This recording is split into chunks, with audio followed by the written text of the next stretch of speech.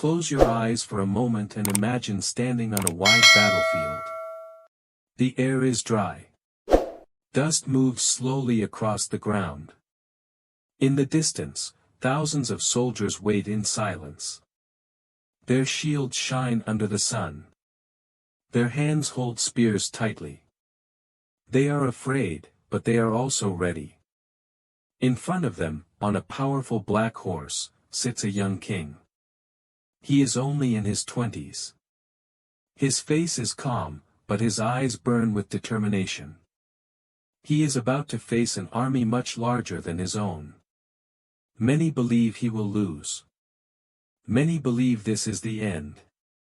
But history will remember this moment differently. Because this young king will not only win the battle. He will change the ancient world forever. His name is Alexander. And today, more than 2,000 years later, we still call him Alexander the Great. How does a young man rise from a small kingdom to rule one of the largest empires in history? How does someone defeat enemies again and again, without ever losing a major battle? And what kind of person believes that the world is not big enough for his dreams? This is not only a story about war. It is a story about ambition. About belief. About courage that sometimes looks like madness. It is also a story about loneliness, pressure, and the heavy cost of greatness. Alexander was born in the year 356 before Christ, in a kingdom called Macedonia. At that time, Macedonia was not the most powerful place in the world. It was strong, but it was not famous like Athens or Sparta. Many Greeks looked down on Macedonians. They thought they were less educated, less refined. But Alexander's father, King Philip II, had a different vision. He wanted Macedonia to rise. He wanted power. He wanted respect.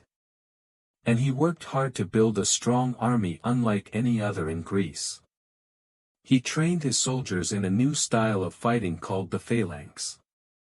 They carried long spears and stood close together, like a moving wall of iron. From a young age, Alexander watched all of this. He watched his father plan battles. He watched soldiers train. He listened to conversations about politics, power, and strategy. While other children played simple games, Alexander was learning how kingdoms rise and fall. His mother, Queen Olympias, was very different from his father. She was intense, emotional, and deeply religious. She told Alexander stories about gods and heroes. She said he was not ordinary. She told him he was connected to Achilles, the great warrior of Greek legend. She whispered into his young mind that he was destined for greatness. Imagine growing up with such words in your ears. Imagine being told, again and again, that you are special, that you are chosen, that your future will be extraordinary. Those words can build confidence. But they can also build pressure. Alexander was not just a prince. He was expected to become something greater than anyone before him. When he was still a boy, something happened that revealed his character.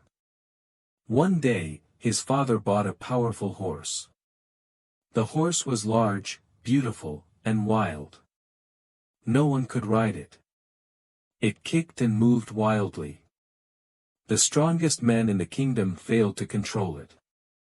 King Philip became angry. He thought the horse was useless. But young Alexander stepped forward. He was only around 12 years old. He asked for a chance to try. The adults laughed. How could a boy succeed where grown warriors had failed? Alexander looked carefully at the horse. He noticed something others did not. The horse was not crazy. It was afraid. It was afraid of its own shadow moving on the ground. So Alexander turned the horse toward the sun, so it could not see the shadow. He spoke softly. He moved slowly. He climbed onto its back. And this time, the horse did not fight.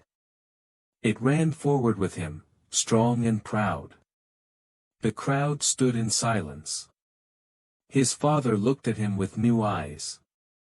"My son," King Philip said, "you must find a kingdom large enough for your ambitions. Macedonia is too small for you." Those words were not just praise. They were a prediction. From that day, people saw Alexander differently. He was brave, yes. But more importantly, he was observant. He did not fight problems blindly. He studied them. He looked for hidden truths. As he grew older, his education became serious. His father chose one of the greatest thinkers in history to teach him. His name was Aristotle. Under Aristotle's guidance, Alexander studied philosophy, science, medicine, literature, and politics. He learned about logic and reason. He learned about the world beyond Macedonia. He read stories of heroes and leaders. His favorite book was the Iliad, the story of Achilles and the Trojan War. Alexander did not just read these stories.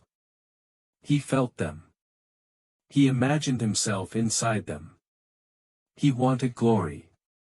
He wanted to achieve something so great that people would speak his name centuries later. But education alone does not make a king. Experience does. When Alexander was 16, his father left to fight a battle and placed the kingdom in his son's hands. 16 years old. Most people at that age are still trying to understand themselves. Alexander was asked to rule. And almost immediately, a rebellion began in the north. Tribes believed the young prince would be weak. They thought they could break away from Macedonian control. They were wrong. Alexander gathered the army. He marched north. He faced the rebels with confidence and intelligence. And he defeated them. It was his first taste of real command. His first victory as a leader. And it would not be his last. But while Alexander was growing stronger, something unexpected was also growing inside him. A hunger. Not just to defend Macedonia. But to go beyond it. To prove that he was not just the son of King Philip. He wanted to become something greater. And soon, the world would give him that chance. At the age of 18, Alexander stood beside his father on one of the most important battlefields of his early life.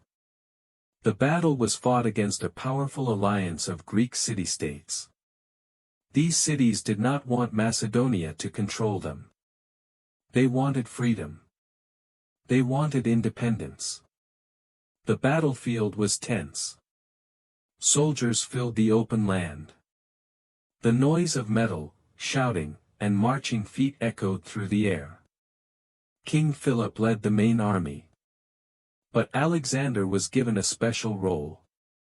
He was placed in command of the cavalry, the fast and powerful soldiers who fought on horseback. It was a great responsibility for someone so young. During the battle, something unexpected happened. A gap opened in the enemy's line.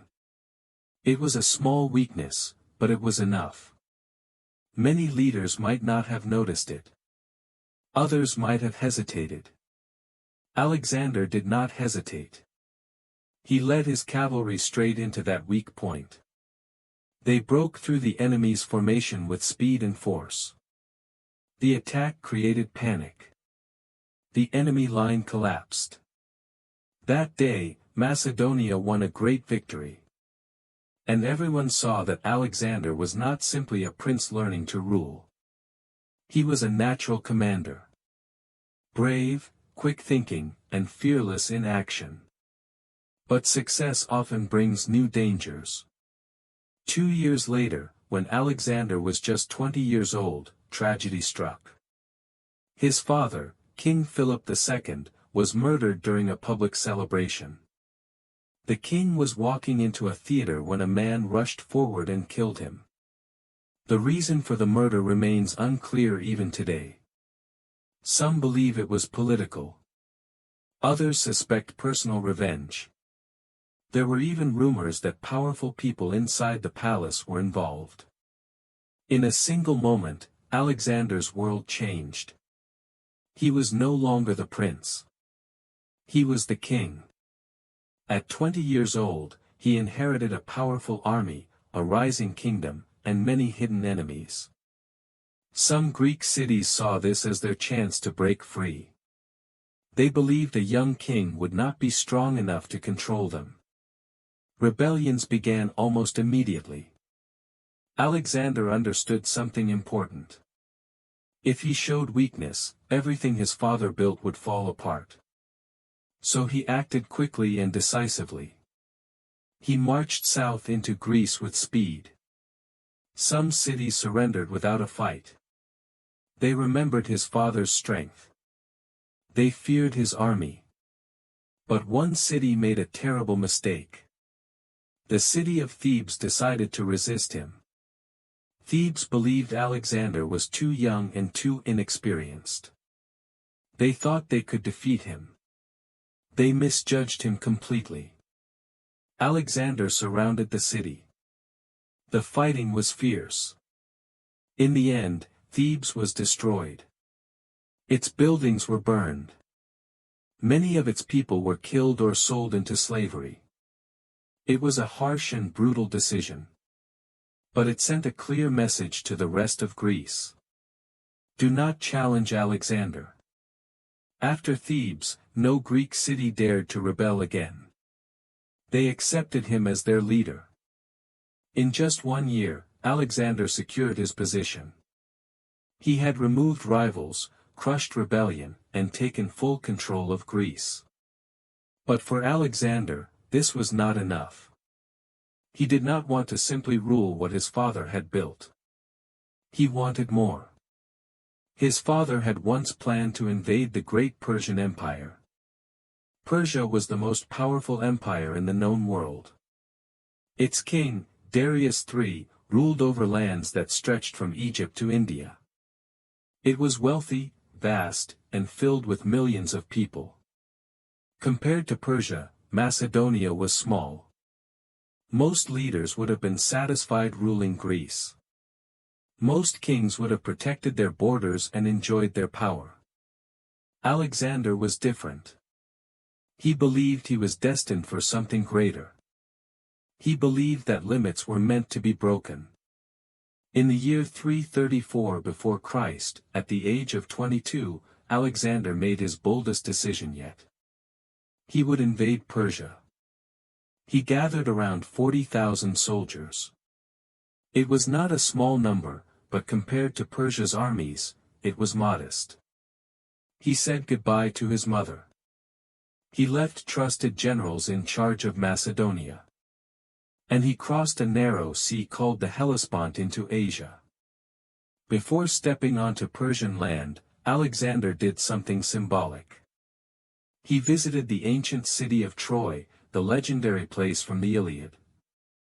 He honored Achilles, his childhood hero. He placed a crown on what was believed to be Achilles' tomb. It was more than a gesture. It was a message. He did not see himself as just a king invading foreign land. He saw himself as continuing the story of heroes. Soon, he faced his first battle against Persian forces at the river Granicus. The Persian army stood on the opposite side of the river. The water was deep and fast.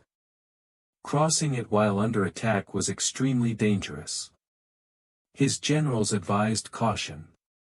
They suggested waiting for a better moment. But Alexander chose action. He rode his horse into the river first. His soldiers followed him.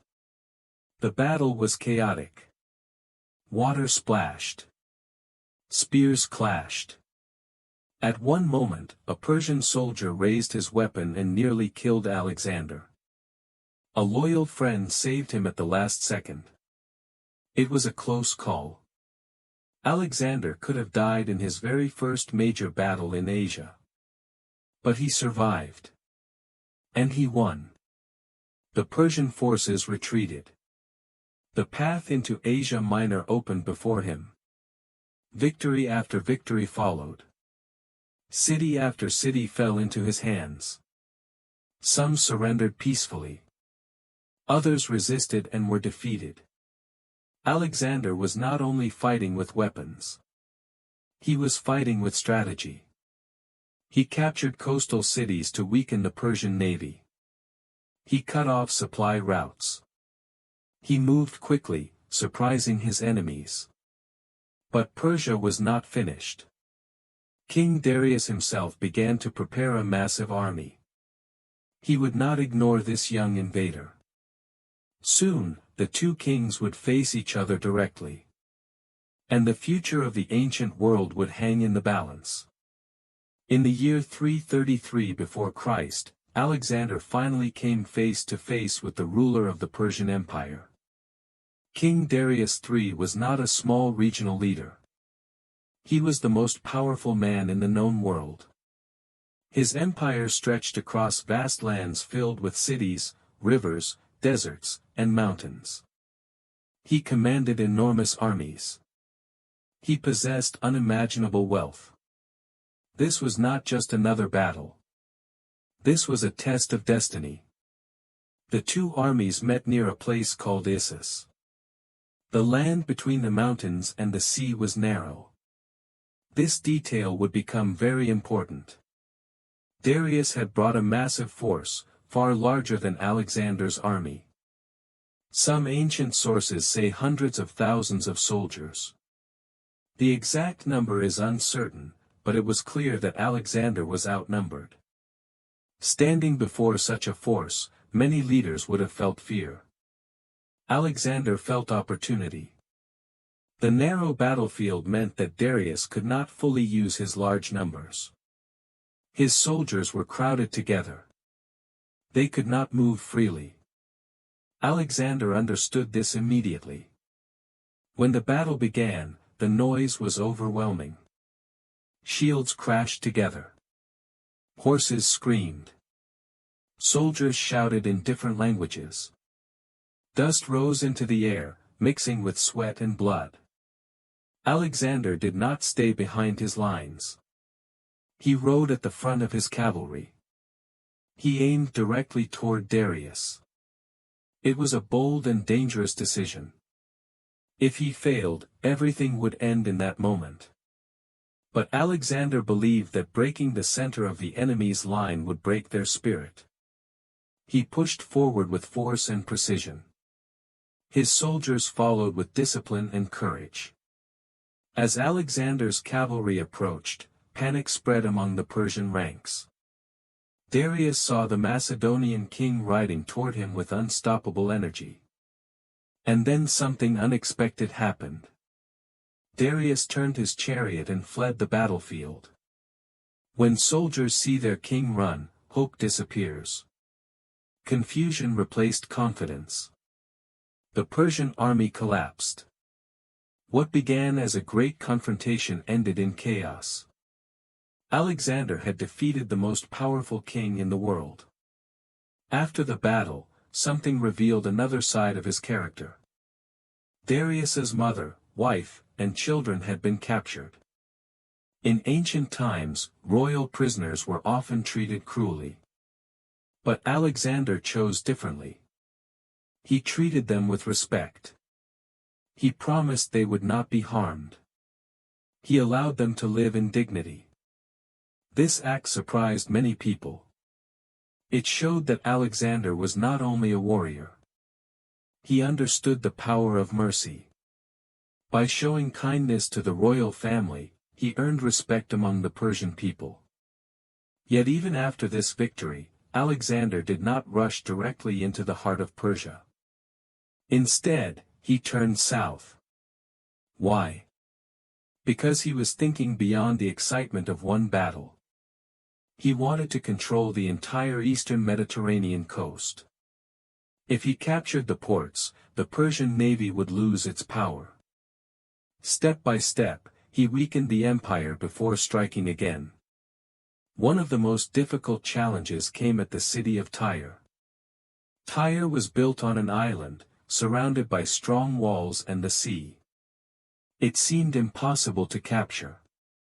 Alexander could have ignored it. He did not. For months, his army built a causeway, a long road made of stone and wood, reaching from the mainland to the island city. It was slow and exhausting work. The defenders attacked from the walls. Many soldiers died. But Alexander refused to give up. After 7 months, his forces finally broke through. Tyre fell. This victory showed something important about him. He was not only brave in battle. He was patient when necessary. He understood that great goals sometimes require long effort. After Tyre, he moved into Egypt. And here, something very different happened. The Egyptians did not resist him. They welcomed him. They were tired of Persian rule. They saw Alexander as a liberator. The priests declared him a pharaoh, a divine ruler. He visited a famous oracle in the desert. The priests told him that he was the son of Zeus, the king of the gods. Whether he truly believed this or not, we cannot know for certain. But it strengthened something already growing inside him. A sense that he was more than human. In Egypt, he founded a city and named it after himself, Alexandria. It would become one of the greatest centers of learning and culture in the ancient world. Even today, the city still exists. But Egypt was not his final goal. The real challenge still waited. Darius was alive. And as long as Darius lived, Persia still had a king. In 331 before Christ, the two armies met again, this time near a place called Gaugamela. Unlike Issus, this battlefield was wide and open. Darius had chosen it carefully. He wanted space for his chariots and cavalry to move freely. This time, the odds seemed even more impossible. The Persian army was enormous. War chariots with sharp blades were prepared to cut through Macedonian lines. The ground had even been flattened to make movement easier for Persian forces. Alexander studied the field carefully. He moved his army in a flexible formation. He prepared gaps in his lines so that when the chariots attacked, they would pass through without causing destruction. The night before the battle, his general suggested a surprise attack in darkness. Alexander refused. He said he would not steal his victory. He wanted to win in daylight, openly. When the battle began, the Persians attacked with full force. The noise was terrifying. Chariots rushed forward. Arrows filled the sky. But Alexander remained calm. At the right moment, he saw a weakness in the Persian line. Just as he had done years earlier in Greece, he moved quickly. He formed his cavalry into a sharp wedge and charged directly at the center. Again, he aimed for Darius. And again, Darius fled. For the second time, the great king of Persia abandoned the battlefield. This time, the empire itself collapsed. Alexander marched into the great Persian capitals, Babylon, Susa, and Persepolis. He entered magnificent palaces filled with gold, art, and history. He had done what few believed possible. He had conquered the greatest empire on earth. And he was only in his mid-20s. But with each victory, something inside him continued to grow. Not just confidence. Not just ambition. Something heavier. Because conquering the world is one thing. Holding it together is another. And Alexander was about to discover that the hardest battles are not always fought with swords. After the fall of Persia, many believed Alexander would finally stop. He had defeated the greatest empire of his time. He possessed unimaginable wealth. He ruled over land stretching from Greece to Egypt and deep into Asia. For most men, this would have been enough. For Alexander, it was only the beginning. He did something unusual. Instead of ruling Persia as a foreign conqueror, he began to adopt Persian customs. He wore Persian clothing. He included Persian nobles in his government. He encouraged marriages between his soldiers and Persian women. He believed that by mixing cultures, he could create unity. But not everyone agreed. Many Macedonian soldiers felt uncomfortable. They had followed him for years. They had fought in distant lands.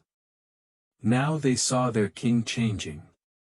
Speaking foreign languages. Trusting former enemies. They began to wonder, was he still one of them? Alexander stood between two worlds. To the Persians, he was still an invader. To some Macedonians, he was becoming too Persian. Leadership at this level was not only about winning battles. It was about balancing identities, expectations, and power. Yet even this was not enough for him. He heard stories of lands farther east. Lands beyond the known maps. Lands filled with strange animals and powerful kings. India. Alexander believed the edge of the world was waiting. And so, once again, he marched. His army crossed harsh mountains and dangerous deserts. They fought tribes in what is now Afghanistan. The fighting was difficult. These were not large organized armies. These were small groups using the land to their advantage. The campaign was slow and exhausting. Years had passed since they left home.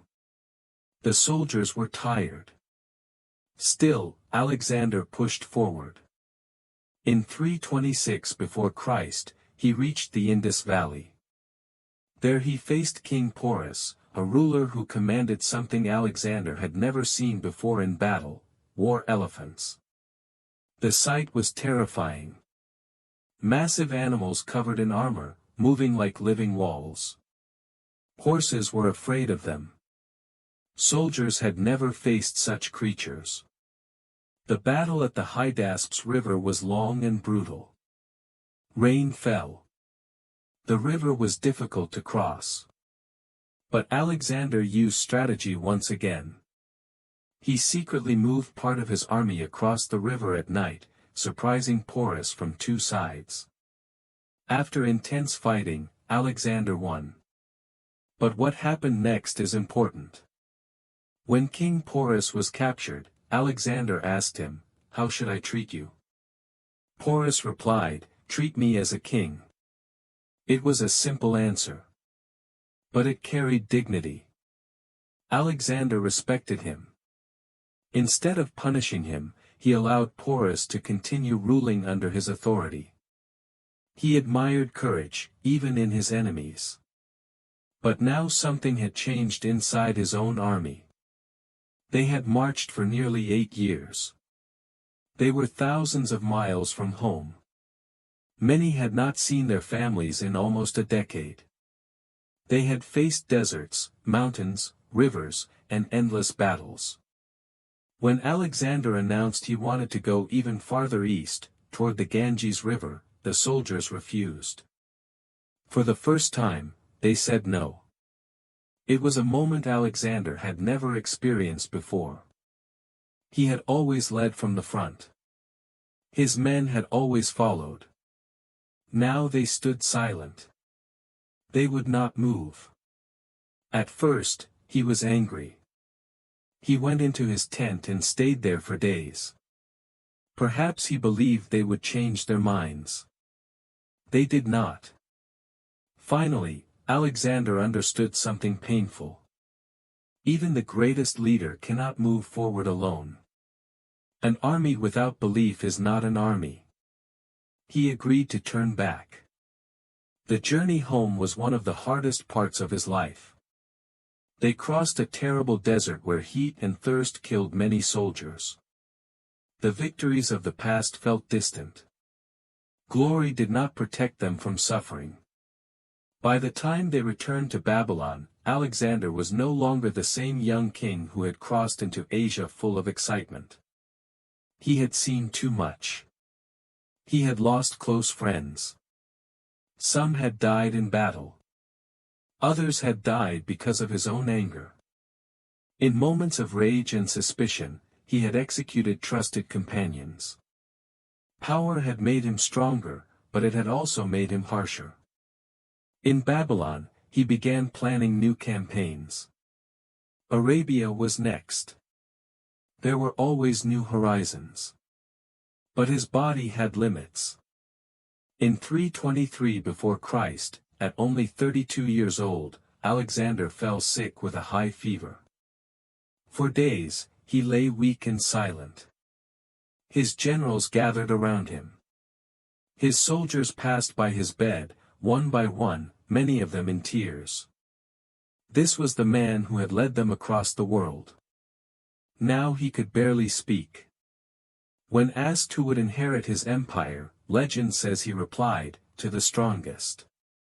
Soon after, he died. Just like that, the conqueror of the ancient world was gone. No one knows exactly what caused his death. Some say malaria. Some say typhoid fever. Some even believe he was poisoned. The truth remains uncertain. What is certain is this: his empire did not survive long without him. His generals began to fight each other.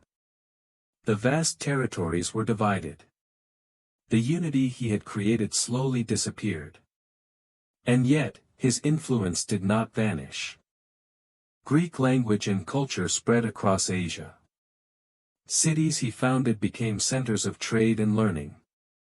Ideas traveled between East and West in ways that had never happened before. He changed the direction of history. Alexander's life is full of contrast. He was brilliant and ambitious. Brave and reckless. Visionary and sometimes cruel. He inspired loyalty, but he also created fear. He believed there were no limits, yet he could not escape mortality. He conquered the known world. But he could not conquer time. When we look at his story, we may ask ourselves, what truly makes someone great? Is it the land they control? The battles they win? The cities they build? Or is it the courage to dream beyond what others believe is possible? Alexander began as a young boy who believed he was destined for something extraordinary. He trained his mind. He faced challenges directly. He moved forward when others hesitated. But his story also reminds us that ambition has a cost. That power tests character. That even the strongest leaders are still human. Today, more than 2,000 years later, his name remains alive. Not because he lived forever, but because he dared to think beyond his time. And perhaps that is the real lesson. Limits are often drawn by fear. By doubt. By habit. Alexander looked at those limits and decided they were not final.